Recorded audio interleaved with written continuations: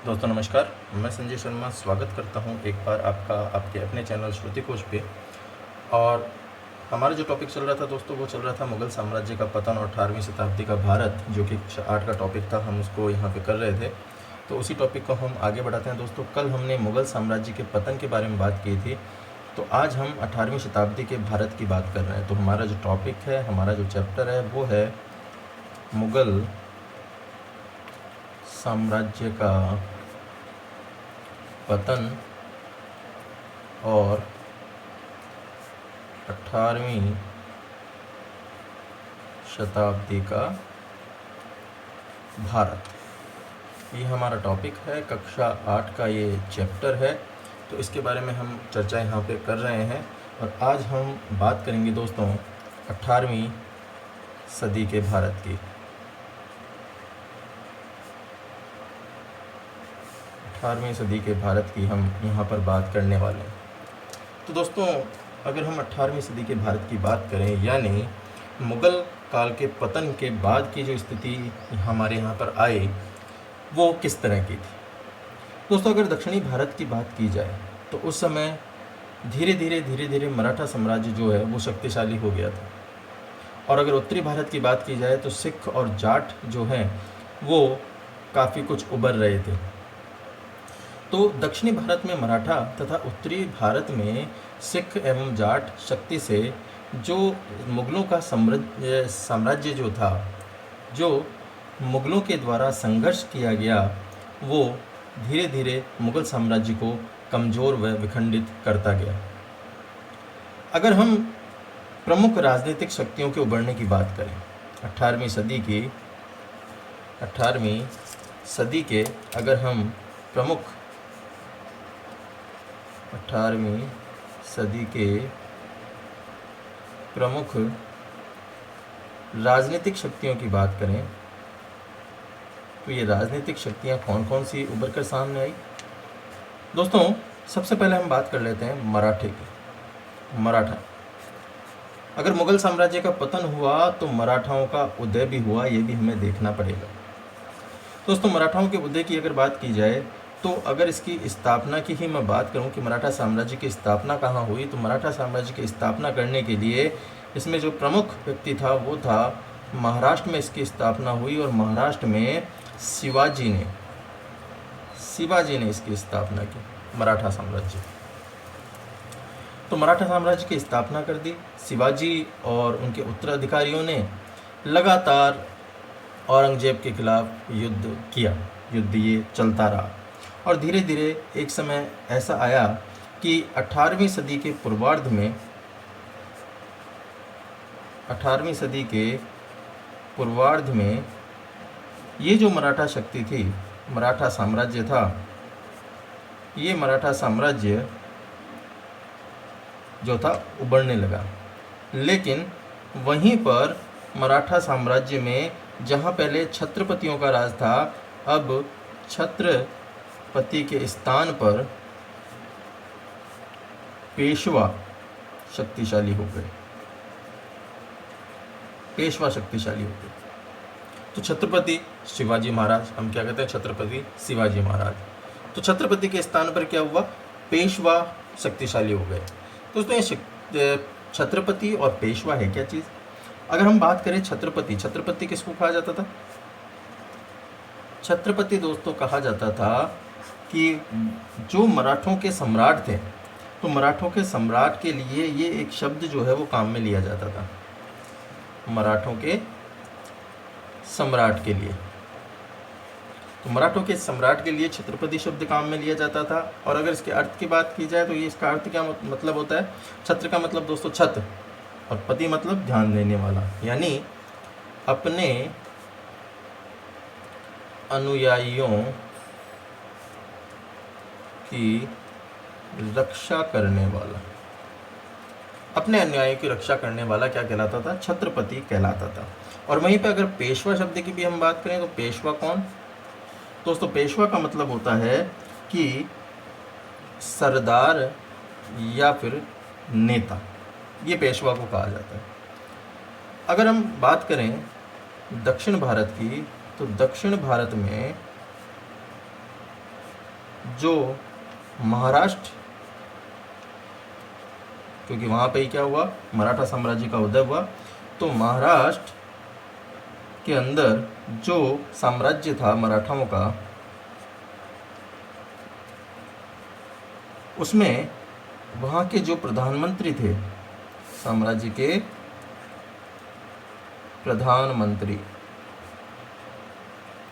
तो उन प्रधानमंत्रियों की उपाधि जो थी वो दोस्तों, वो थी पेशवा।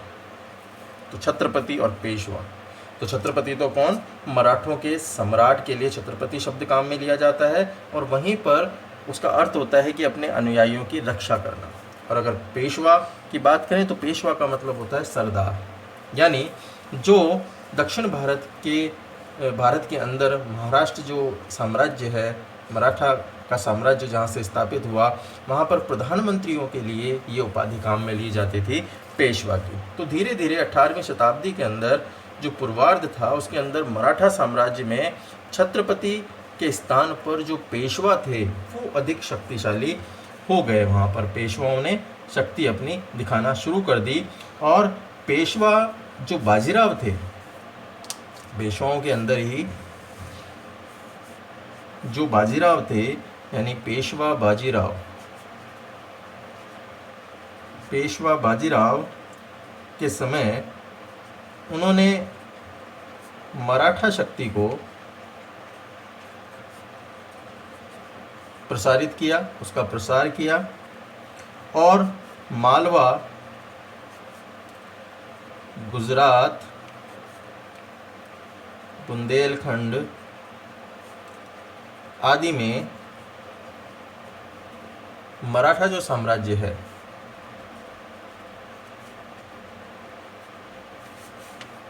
मराठा साम्राज्य का विस्तार कर दिया। तो इस जगह उन्होंने मराठा साम्राज्य को और अधिक शक्तिशाली बनाया और अधिक आगे उसको फैलाया। वहीं पर अगर बात की जाए दोस्तों कि ये जो मराठा साम्राज्य था धीरे धीरे अपना पैर पसार रहा था, उसी समय जो बाजीराव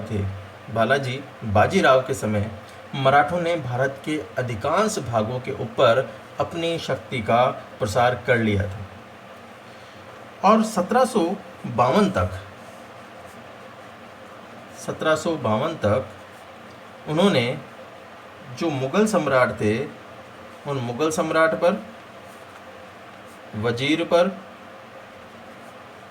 नियंत्रण कर लिया। मुगल सम्राट, वजीर भी उनके नियंत्रण में आ गए 1752 ईस्वी तक। तो ये जो बाजीराव के समय जो प्रभाव अपना स्थापित किया, उस प्रभाव के कारण ये स्थिति उत्पन्न हुई। उसके बाद एक युद्ध हुआ 1761 में, और ये युद्ध कौन सा था दोस्तों? ये युद्ध था पानीपत का तीसरा युद्ध। पानीपत का तीसरा युद्ध। और ये पानीपत का तीसरा युद्ध कब हुआ? ये पानीपत का जो तीसरा युद्ध था दोस्तों, ये हुआ, जो इसकी अगर हम बात करें डेट की, तो 14 जनवरी 1761 को ये पानीपत का तीसरा युद्ध हुआ।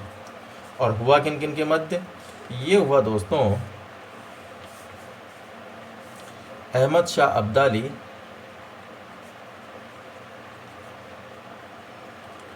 और मराठा सेनापति सदाशिवराव।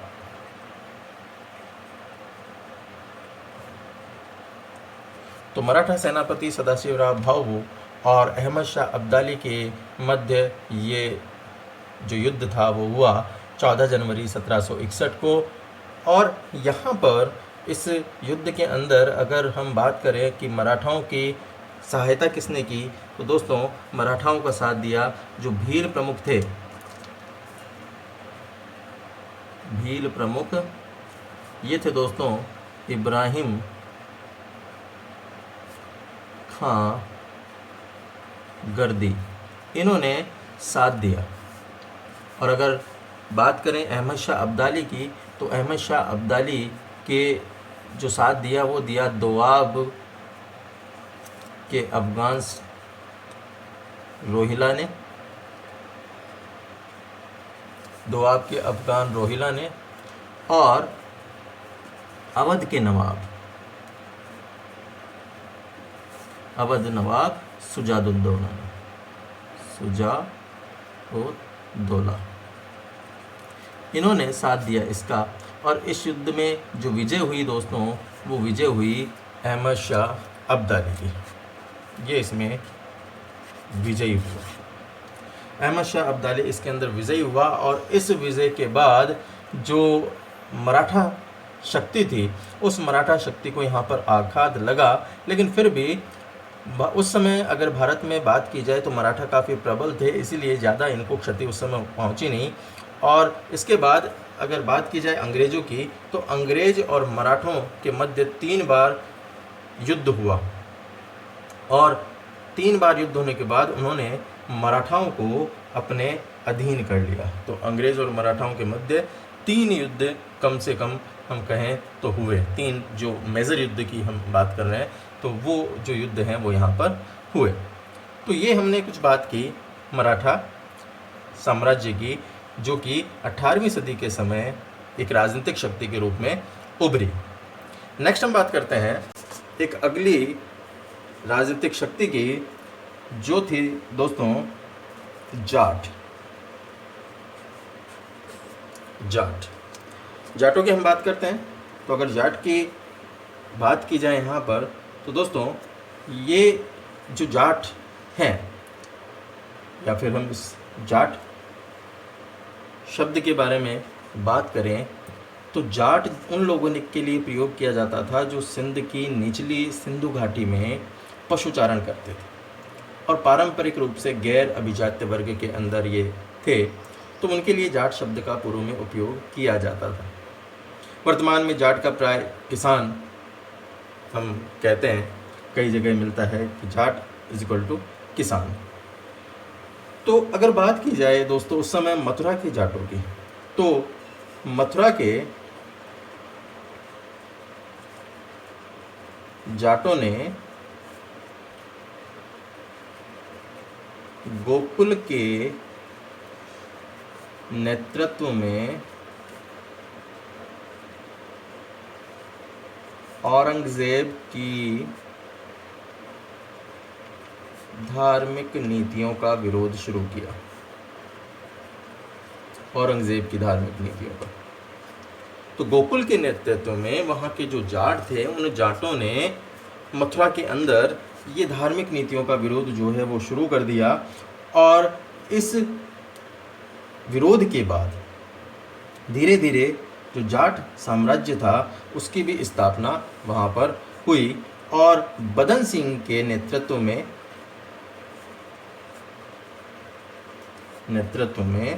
जाट साम्राज्य की स्थापना हुई। बदन सिंह के नेतृत्व में जाट साम्राज्य की स्थापना हुई, और उसके बाद धीरे धीरे जाट साम्राज्य जो है उसकी शक्ति का विकास होने लगा। अगर जाटों की एक्चुअल शक्ति के विकास की बात की जाए, तो शक्ति का विकास हुआ दोस्तों, या विस्तार हुआ महाराजा सूरजमल के समय। महाराजा सूरजमल के नेतृत्व में ये हुआ, और इन्होंने भरतपुर को अपनी राजधानी बनाया। किसको बनाया? भरतपुर को राजधानी बनाया सूरजमल ने। तो सूरजमल के द्वारा भरतपुर को राजधानी बनाया गया। अब उन्होंने भरतपुर को राजधानी बनाकर धीरे धीरे इस साम्राज्य की और शक्ति का विकास किया, और धीरे धीरे उन्होंने जो मथुरा थे, अलीगढ़, दोआब क्षेत्र, इन पर भी अधिकार कर लिया। इन पर भी इनका अधिकार हो गया। तो शक्ति को बढ़ाना इन्होंने शुरू कर दिया। दोस्तों दोआब क्षेत्र कौन सा होता है? दोआब क्षेत्र होता है जहां पर दो नदियां आपस में आकर मिलती है। दो नदियों का मिलन। आब का मतलब क्या होता है? आब का मतलब होता है पानी। तो दोआब का मतलब क्या हुआ? दो नदियों के बीच की भूमि, दो नदियों के बीच की भूमि। जैसे कि हम बात करें कि गंगा व यमुना के बीच की भूमि, ये क्या है दोस्तों? ये दोआब का क्षेत्र कहलाता है। तो इस क्षेत्र के ऊपर भी क्या कर लिया? जाटों ने अपना अधिकार कर लिया। और उसके बाद भरतपुर के जो शासक थे, भरतपुर के शासक रणजीत सिंह, भरतपुर के शासक रणजीत सिंह ने अंग्रेजों के विरुद्ध मराठा जो यशवंतराव होलकर थे, यशवंत राव होलकर, उनकी सहायता की थी। तो भरतपुर के शासक थे उस समय रणजीत सिंह। तो रणजीत सिंह ने अंग्रेजों के विरुद्ध जब यशवंतराव होलकर का युद्ध हुआ, जो कि मराठा थे, तो उस समय उनकी सहायता की थी भरतपुर के शासक ने। तो देखिए, ये उस समय के शक्तिशाली शासकों के अंतर्गत ये आते थे। और बाद में हुआ कुछ अलग, और जो भरतपुर था, भरतपुर के शासकों ने अंग्रेजों से संधि कर ली। बाद के जो शासक आए, उनमें भरतपुर के जो शासक थे, उन्होंने अंग्रेजों से संधि जो है वो कर ली। तो ये थोड़ा हमारा जाट नेतृत्व हमने देखा कि उस समय 18वीं सदी के अंदर जो जाट नेतृत्व था वो किस प्रकार उभर रहा था। नेक्स्ट हम बात करते हैं यहीं पे हैदराबाद की। हैदराबाद दोस्तों, हैदराबाद पर 18वीं सदी के पूर्वार्ध में जो मुगलों के मनसबदार थे निज़ाम चिनक्लीलिच, तो निज़ाम चिनक्लीलिच खान ने दक्षिण के 6 सूबों को मिलाकर हैदराबाद की स्थापना कर दी। तो कौन थे ये? ये थे मुगलों के मनसबदार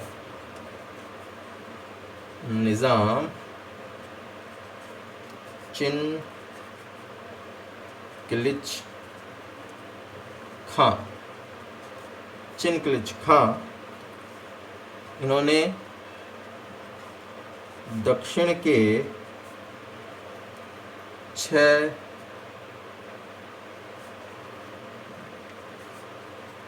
मुगल सूबों को मिलाकर हैदराबाद की स्थापना की।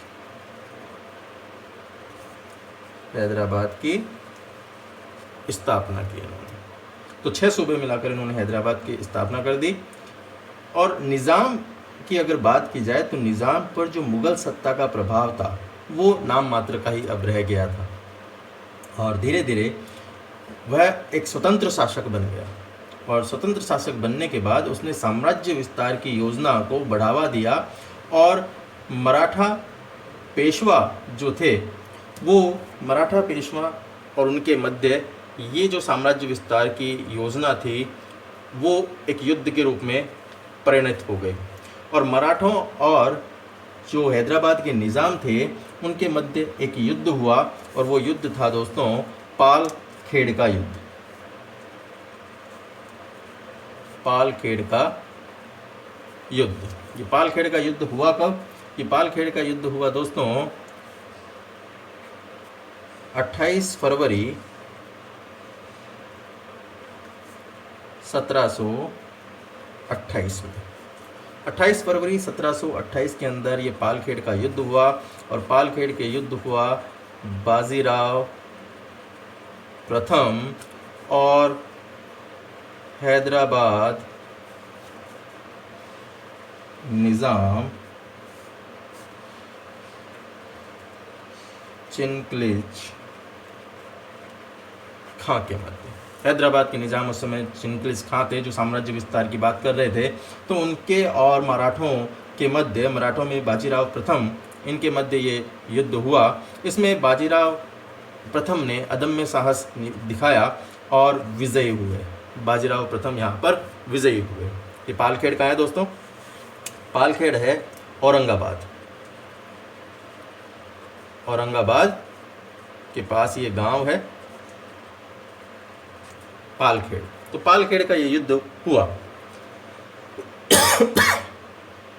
तो इसमें बाजीराव प्रथम की विजय हुई और बाद में फिर हैदराबाद का जो निज़ाम था उसने सहायक संधि कर ली अंग्रेजों के साथ। हैदराबाद निज़ाम ने अंग्रेजों से सहायक संधि कर ली। तो बाद में अंग्रेजों के साथ इनकी क्या हो गई?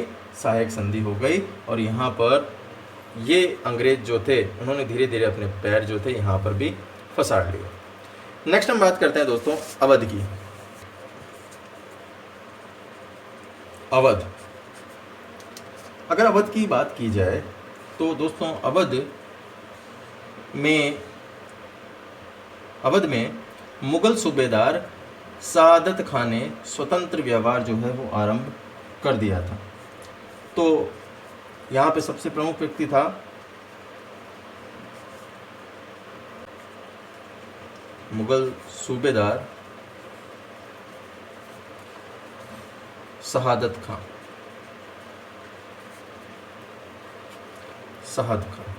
तो सआदत खान ने यहाँ पर अपना स्वतंत्र रूप से कार्य जो है वो प्रारंभ कर दिया था। और ये जो व्यक्ति था सआदत खान, इसने नादिर शाह के आक्रमण के समय महत्वपूर्ण भूमिका निभाई थी। और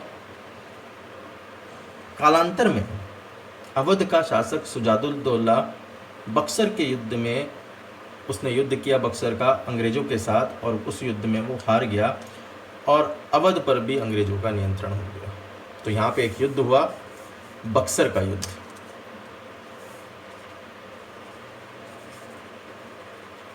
बक्सर का युद्ध, और ये बक्सर का युद्ध हुआ दोस्तों 22 अक्टूबर 1764 को। 22 अक्टूबर 1764 को ये युद्ध हुआ। किस किस के मध्य हुआ? ये हुआ अंग्रेज़ों और अवध शासक के मध्य। और अवध का शासक कौन था? शुजाउद्दौला।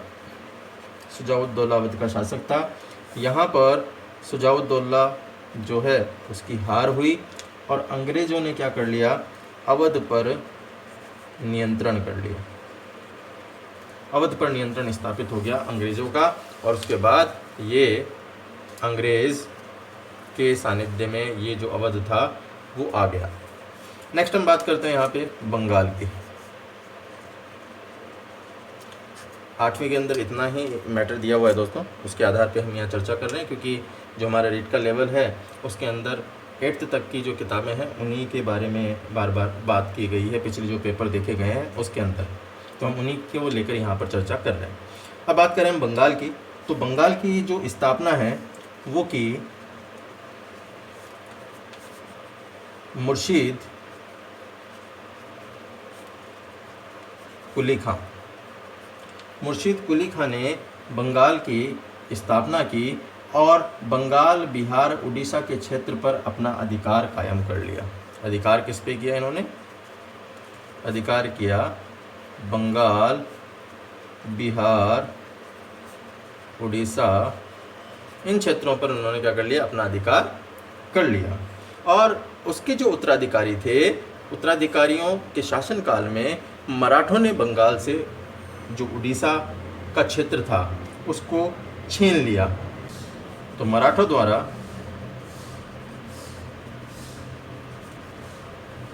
बंगाल से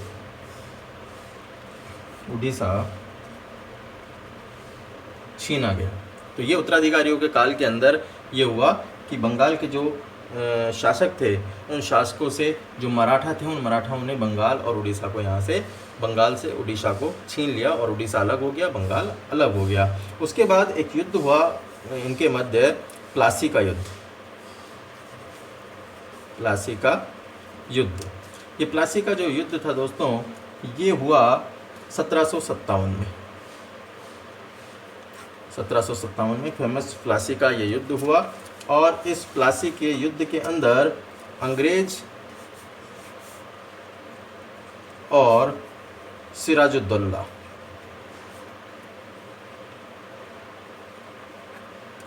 इनके मध्य ये युद्ध हुआ। यहाँ पर अंग्रेज सेनापति जो थे वो थे क्लाइव। अंग्रेज सेनापति थे क्लाइव, और सिराजुद्दौला यहाँ पर जो थे वो लड़ रहे थे बंगाल की तरफ से। और यहाँ पर ये जो अंग्रेज सेनापति थे क्लाइव, ये विजयी हुए। और इसके बाद सिराजुद्दौला की पराजय हुई और बंगाल में अंग्रेजी साम्राज्य जो है वो आ गया। अंग्रेजी साम्राज्य की स्थापना हो गई। तो कब हुई ये प्लासी के युद्ध के बाद। तो प्लासी का युद्ध जो है काफ़ी महत्वपूर्ण माना जाता है अंग्रेज़ों के लिए, जहाँ पर उन्होंने बंगाल के अंदर अपना आधिपत्य जो है वो स्थापित कर लिया।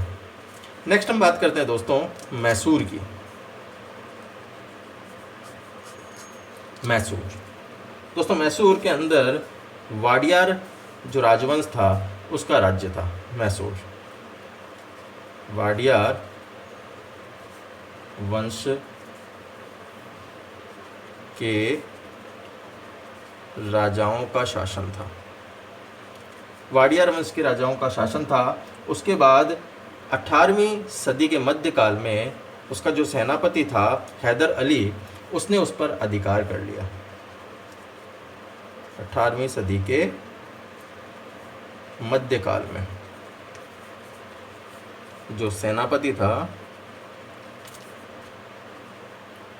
हैदर अली, उसके द्वारा अधिकार कर लिया। तो हैदर अली का यहाँ पर अधिकार हो गया।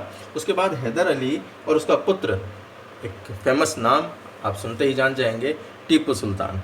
जी हाँ, हैदर अली और उसका पुत्र जो टीपू सुल्तान था, उनका अंग्रेज़ों से निरंतर युद्ध जो है वो चलता रहा, संघर्ष चलता रहा। और लगातार 4 युद्ध हुए और 4 युद्धों के पश्चात 18वीं सदी के अंतिम दशक के अंदर अंग्रेज़ों ने अब मैसूर के ऊपर भी अपना नियंत्रण कर लिया। तो हैदर अली व उसका पुत्र टीपू सुल्तान का अंग्रेज़ों से संघर्ष, ठीक है, ये संघर्ष चलता रहा। और उसके बाद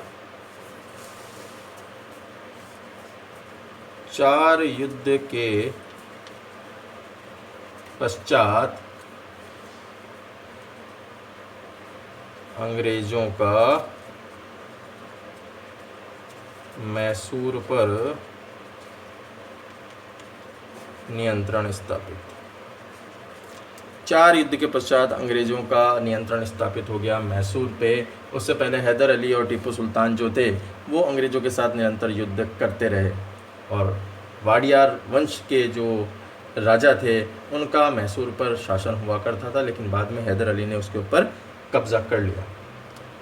नेक्स्ट हम बात करते हैं दोस्तों, अब 18वीं सदी के जो राजनीतिक शक्तियाँ थी, प्रमुख राजनीतिक शक्तियाँ थी, उनकी हमने चर्चा कर ली। लेकिन ये 18वीं सदी में राजस्थान के राजपूत राज्य जो थे वो किस प्रकार अपने आप को वहाँ पर प्रेजेंट कर रहे थे, उनके बारे में चर्चा हम कर लेते हैं। तो सबसे पहले हम चर्चा करते हैं यहाँ पर आमेर की। आमेर और आमेर जयपुर।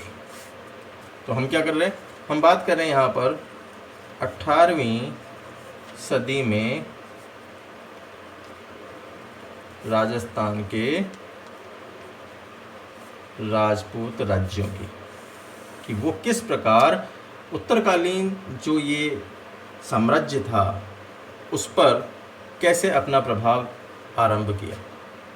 तो उत्तरकालीन मुगल साम्राज्य की कमजोरी का लाभ उठाकर जो राजपूत शासक थे उन्होंने अपना प्रभाव जो है वो आरंभ कर दिया, किंतु ये राज्य गृह युद्ध में हमेशा उलझे रहे और मराठाओं की विस्तारवादी नीति ने स्थिति को और जो है वो बिगाड़ दिया। अगर हम आमेर की ही बात करें तो दोस्तों, आमेर के अंदर जयपुर के सवाई जयसिंह ने मालवा की सूबेदारी प्राप्त की थी। सबसे पहले अगर हम बात करें तो 18वीं सदी के पूर्वार्ध में जयपुर के सवाई जयसिंह ने मालवा की सूबेदारी प्राप्त की। ये मालवा की सूबेदारी इनको प्राप्त हो गई और उसके बाद सवाई जयसिंह के द्वारा बूंदी के उत्तराधिकार युद्ध में हस्तक्षेप किया गया। तो जब इन्होंने बूंदी के उत्तराधिकार युद्ध में हस्तक्षेप किया तो उसी के कारण मराठाओं का राजस्थान में प्रवेश हो गया। तो सवाई जयसिंह के द्वारा बूंदी के उत्तराधिकार युद्ध में हस्तक्षेप करने के कारण मराठों का राजस्थान में प्रवेश हुआ। प्रश्न सीधा बन रहा है यहाँ पर कि मराठों का राजस्थान में प्रवेश किस प्रकार हुआ। तो सवाई जयसिंह के द्वारा बूंदी के उत्तराधिकार युद्ध में हस्तक्षेप करने के कारण मराठों का राजस्थान में प्रवेश हुआ। ये सीधा सीधा यहाँ पर बात जो है निकल कर सामने आती है।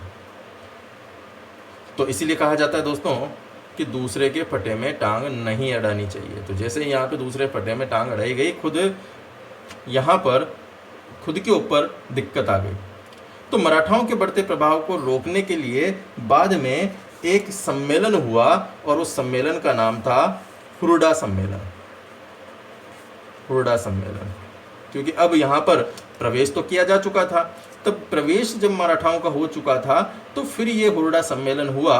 और ये हुरडा सम्मेलन जो किया गया वो किया गया 17 जुलाई 1734 ईस्वी में। 17 जुलाई 1734 ईस्वी में हुरडा सम्मेलन किया गया, जिसके अगर बात की जाए तो सवाई जयसिंह और अन्य शासकों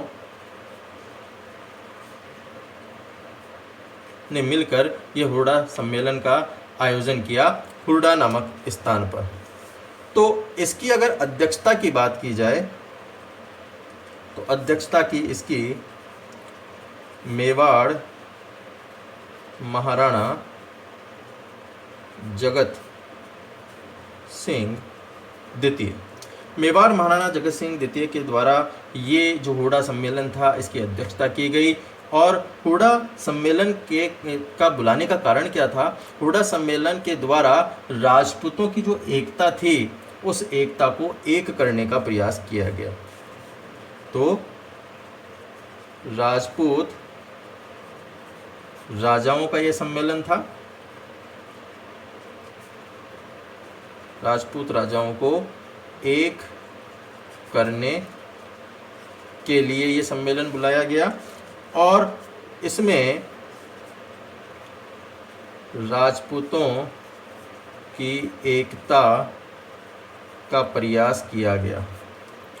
और मुख्य कारण जो था इस सम्मेलन को बुलाने का वो था मराठाओं के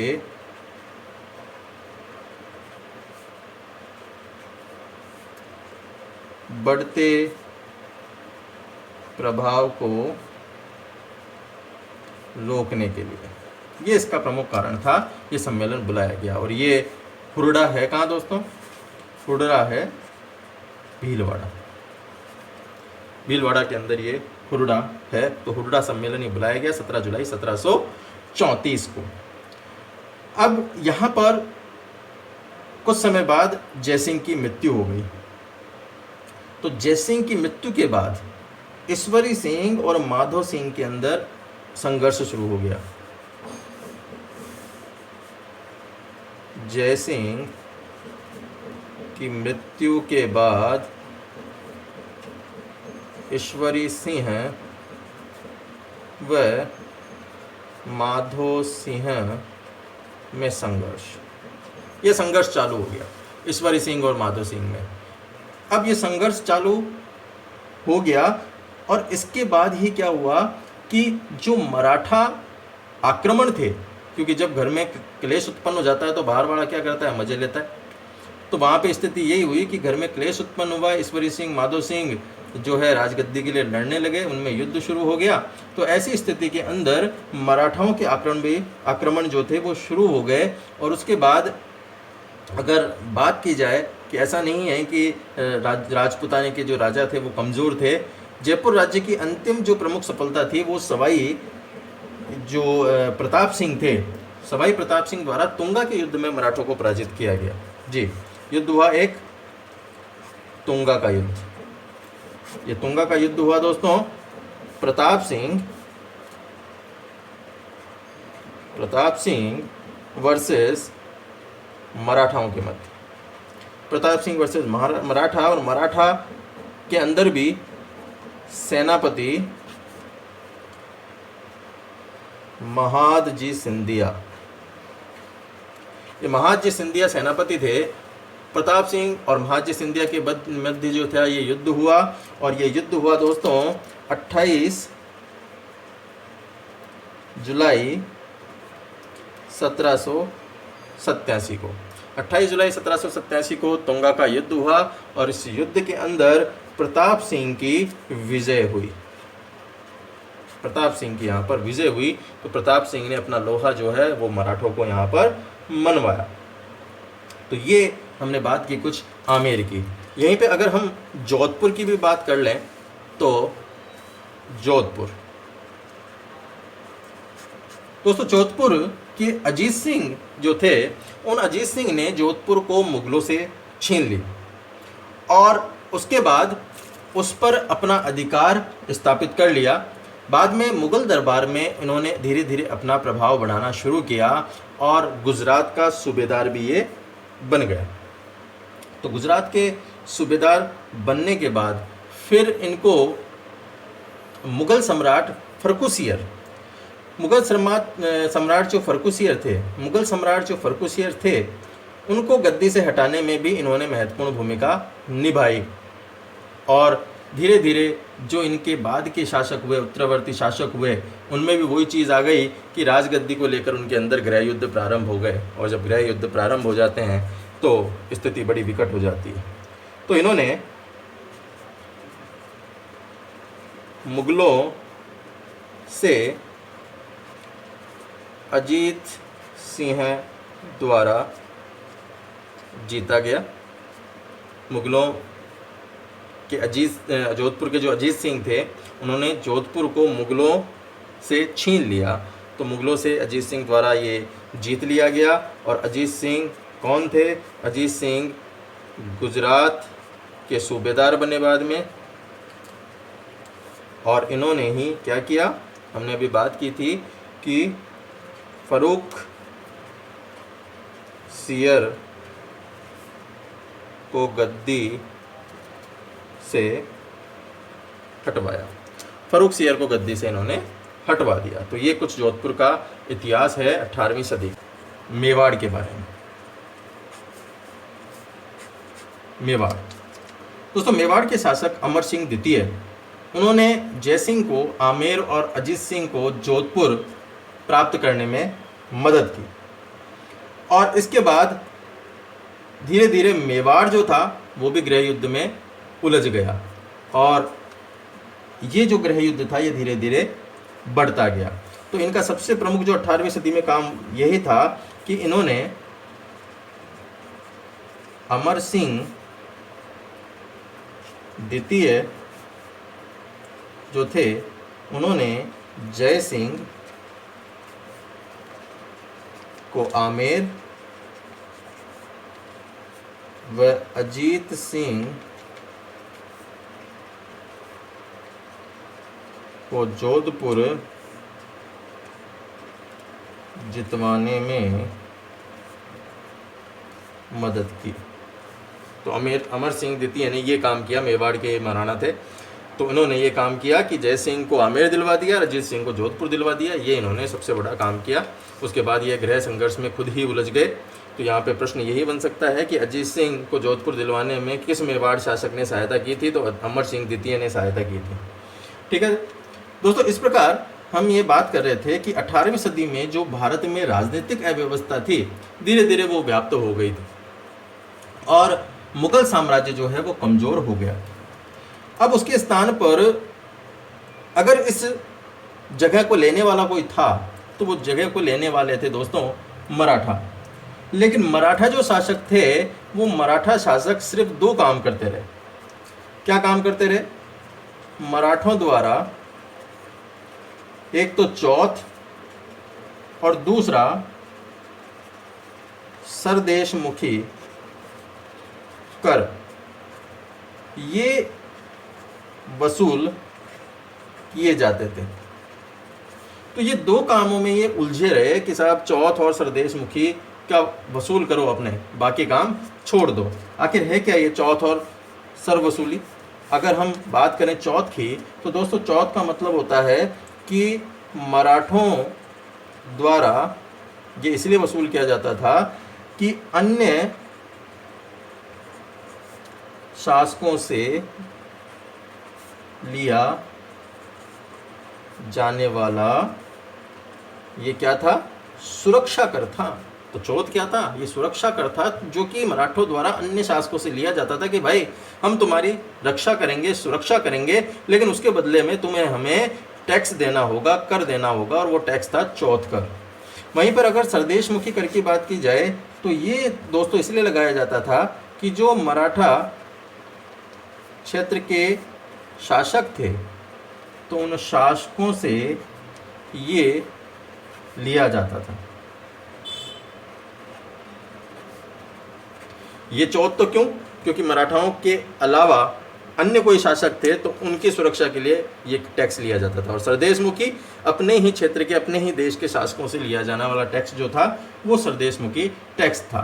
तो इन्होंने सिर्फ ये वसूल करने में अपना ध्यान दिया और उन्होंने धीरे धीरे उत्तरी भारत के जो राजपूत राज्य थे उनसे भी संबंध खराब करने शुरू कर दिए। तो धीरे धीरे क्या हुआ, इसका सबसे बड़ा परिणाम जो हुआ वो हुआ पानीपत के तृतीय युद्ध के रूप में। पानीपत का जो तीसरा युद्ध था दोस्तों, ये पानीपत का तीसरा युद्ध हुआ। पानीपत का तीसरा युद्ध, और ये पानीपत का तीसरा युद्ध हुआ दोस्तों, एक तरफ था अहमद शाह अब्दाली, एक तरफ था अहमद शाह अब्दाली, और दूसरी तरफ जो थे वो थे दोस्तों मराठा सेनापति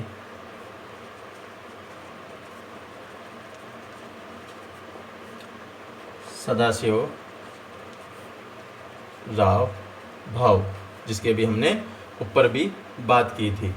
तो ये पानीपत का तृतीय युद्ध इनके मध्य हुआ। यहाँ पे हमने पुनः ये देख लिया, और ये हुआ था 14 जैन 1761, 14 जनवरी 1761 को ये हुआ था, जिसमें अहमद शाह अब्दाली विजयी हुए। तो ये अहमद शाह अब्दाली जो तृतीय युद्ध के अंदर लड़े, इसके परिणाम स्वरूप, यानी जो राजपूत राजाओं से अच्छे संबंध स्थापित नहीं हुए, उसी के परिणाम स्वरूप क्या हुआ कि अहमद शाह अब्दाली के विरुद्ध राजपूत और अन्य जो भारतीय शक्तियां थी उनसे भी सहयोग प्राप्त नहीं हुआ। तो जब ये सहयोग प्राप्त नहीं हुआ तो मराठा इसके अंदर हार गए, जिससे मराठों को यहाँ पर बुरी तरह ये पराजय का, और इनके दरबार में गंधर्व बाईसी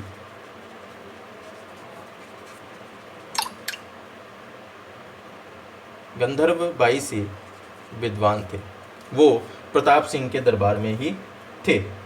और इसी कालखंड के दौरान पंजाब में हीर रांझा लिखा गया था। पंजाब में हीर रांझा की लव स्टोरी आप जानते होंगे, ये पंजाब के अंदर लिखी गई थी। तो भारत की अन्य भाषाओं में भी कई ग्रंथों का निर्माण हुआ था। ये सारा जो विवरण है ये 18वीं शताब्दी के अंदर जो समाज और संस्कृति का विकास कैसे हुआ उसकी हमने यहाँ पर बात की। ये था दोस्तों 18वीं सदी का हमारा भारत। हमने मुगल साम्राज्य के पतन की बात की, सामना करना पड़ा। राजपूत शासक भी अपने गृह युद्धों के कारण धीरे धीरे अपनी शक्ति का विस्तार जो है नहीं कर पाए और उनका समापन होता रहा, और भारतीय शासक जो थे उनकी इस कमजोरी का लाभ उठाकर अंग्रेज जो थे उन्होंने धीरे धीरे अपने प्रभुत्व को जमा लिया। तो ये कुछ कालखंड रहा भारतीय शासकों की राजनीतिक गतिविधियों का। अब हम बात कर लेते हैं यहीं पे 18वीं सदी के समाज व संस्कृति की। 18वीं सदी में समाज व संस्कृति किस प्रकार की थी। छोटा सा ये एक टॉपिक और दिया हुआ है आपके उसके अंदर कि 18वीं सदी के अंदर किस प्रकार की संस्कृति थी। तो दोस्तों भारतीय समाज में देखिए हिंदू और मुस्लिम दोनों ही निवास करते थे और इनमें समान रीति रिवाज जो थे प्रचलित थे। जातियाँ जो थी वो व्यवसाय पर आधारित थी और समाज दो वर्गों के अंदर यहाँ पर विभक्त थे, एक अमीर वर्ग और दूसरा जनसाधारण वर्ग। भारतीय व्यवसाय उन्नत अवस्था में काफ़ी था, जब भी तो बाहर के लोग आए और हमारे ऊपर अधिकार करके बैठ गए। बंगाल और दक्षिण भारत ये जो दो जगह थी, बंगाल और दक्षिण भारत, ये बंगाल और दक्षिण भारत के वस्त्र संपूर्ण दुनिया में प्रसिद्ध थे, संपूर्ण दुनिया में प्रसिद्ध थे। भारतीय माल की विदेशों के अंदर मांग काफ़ी थी, विदेशी बाजार भारतीय माल से ही सटे पड़े थे।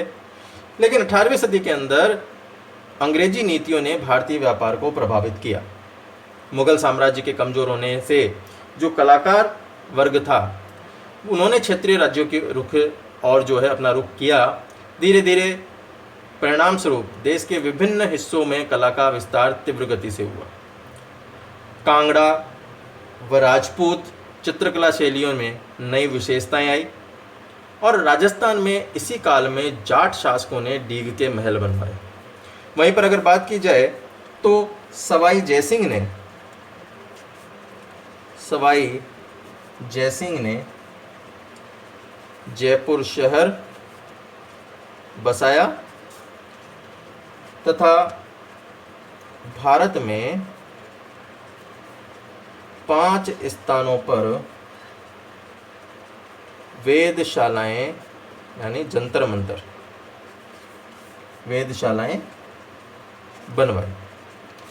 ये वेधशालाएं बनवाई और जो प्रताप सिंह थे, सवाई प्रताप सिंह जिनका तुंगा का युद्ध हुआ, सवाई प्रताप सिंह ने हवा महल का निर्माण करवाया। इन्होंने दरबार में राधा गोविंद संगीतसार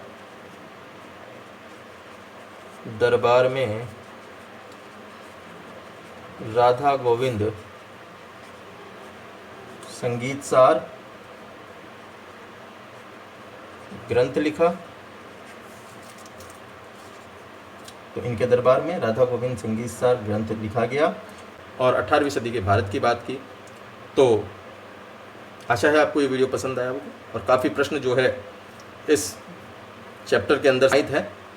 तो इस वीडियो में इतना ही दोस्तों, धन्यवाद। आपका दिन शुभ हो।